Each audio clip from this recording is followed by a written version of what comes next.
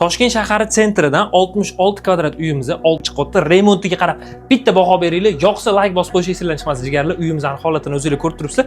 Asosiy eshigimizdan kirganimizda o'rta koridorchasini ko'rib turibsizlar. Xo'shgina mebellar qilib qo'yilgan. Kirganimizda chap qo'limizga ko'rsanglar bo'ladi. Razdel holat sanuzil tushyapti. Xommo.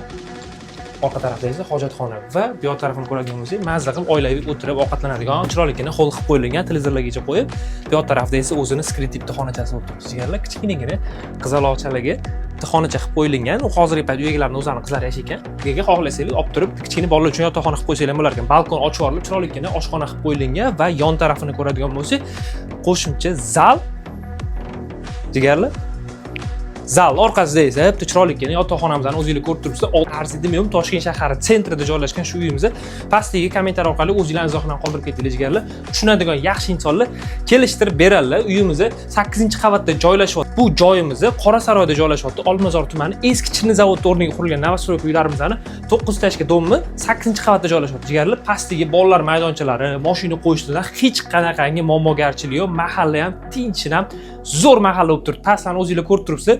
Kelasiz, ko'rasiz, yoqqandan keyin baraka qoldirsanglar bo'ladi. Hammalarni kutib qolamiz jigarlar.